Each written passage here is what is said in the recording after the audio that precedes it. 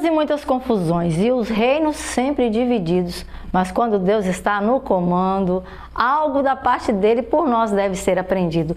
E no capítulo de hoje, que é o capítulo 36, é o último livro que nós veremos sobre a história dos reis. Então, amigo, fique ligado, porque o Senhor vai nos falar outra vez. E você aproveite a oportunidade, se inscreva no canal, compartilhe esse conteúdo, faça a sua parte para que você também alerte as outras pessoas acerca da volta de Jesus.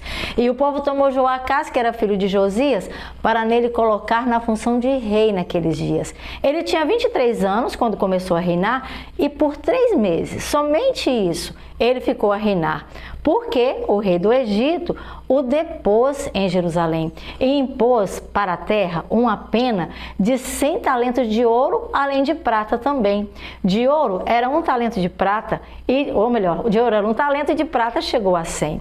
O rei do Egito proclamou o irmão de Joacás, cujo nome era Eliaquim, sobre o rei de Judá e sobre Jerusalém, enfim. E mudou-lhe o nome dele para ser chamado de Jeoaquim. Mas Neco levou Joacás, irmão de Eliaquim, para ir com ele para o Egito. Também o deportou assim. Joaquim tinha 25 anos de idade quando começou a reinar, reinou 11 anos em Jerusalém. E ao Senhor, o seu Deus, ele também não quis agradar.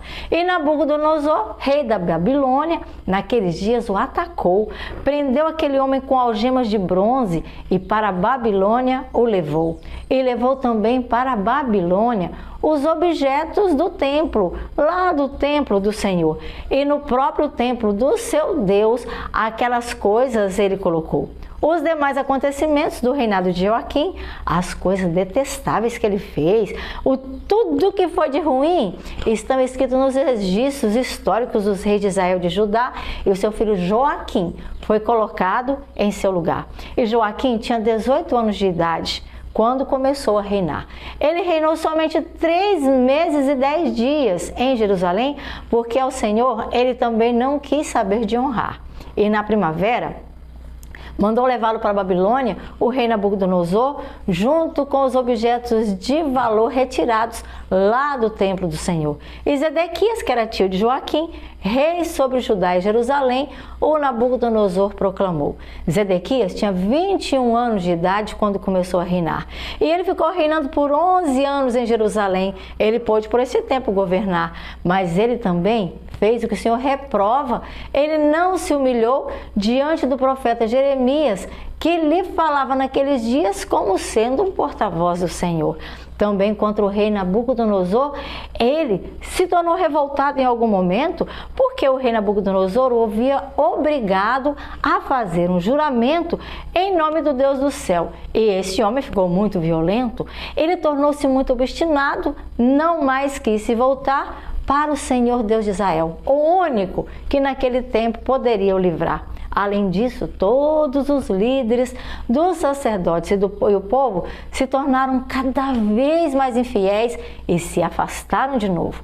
E todas as práticas detestáveis das outras nações ele praticou e contaminaram desta forma aquele templo que tinha sido erguido para o templo do Senhor. O templo que em Jerusalém, por Deus, tinha sido consagrado pelo próprio Senhor de Israel, que era o Deus dos seus antepassados, que advertiu-os várias vezes por meio de seus mensageiros, porque ele tinha compaixão do seu povo e do lugar da sua habitação. Mas dos mensageiros de Deus, eles intensamente zombaram. E as palavras dele, eles também desprezaram e expuseram a ridículo seus profetas. E da presença deles, eles também os expulsaram. Até que a ira do Senhor contra aquele povo se levantou e já não houve remédio. Já não podia mais ajudá-los o Senhor. E contra eles, o rei dos babilônios, com uma multidão foi enviada, que lá no santuário matou muitos jovens à espada. Nem rapazes, nem moças, nem adultos ele poupou, nem mesmo os velhos, mas a todos Deus entregou. Todos eles foram entregues nas mãos de Nabucodonosor. E Nabucodonosor levou para a Babilônia todos os utensílios do templo de Deus, tanto os pequenos como os grandes. Ele levou tudo para os tesouros do templo do seu Deus, como também os tesouros do rei, de todos os oficiais seus. E o templo de Deus os babilônios incendiaram. O muro de Jerusalém totalmente derrubaram e destruíram utensílios de valor. O que nele, havia neles, todos aqueles palácios, tudo eles queimaram. E Nabucodonosor levou para o exílio na Babilônia os remanescentes que escaparam da espada, e era de fato muita gente. Levou para serem seus escravos e serem escravos também dos seus descendentes. Os seus descansos sabáticos, agora a terra desfrutou, e durante o tempo da sua desolação, aquela terra finalmente descansou, até que os 70 anos se completaram, em cumprimento que se fazia da palavra do Senhor, que tinha sido anunciada pelo profeta Jeremias. E no primeiro ano do reinado de Ciro, o rei da Pérsia, essas palavras se cumpriram.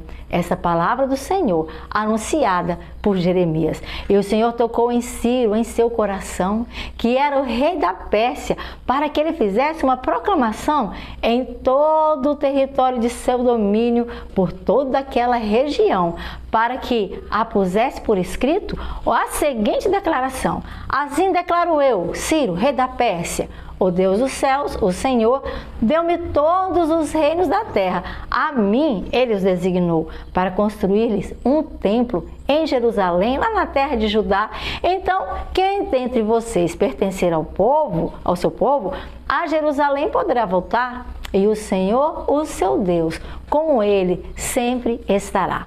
E nós vemos aqui o final de uma nação. O povo de Deus deixou de ter o seu próprio reino, sua própria terra. Israel, Judá não mais existia, porque agora todos esses povos inimigos, e finalmente Nabucodonosor, que era o rei da Babilônia, tomou tudo e eles ficaram sem território.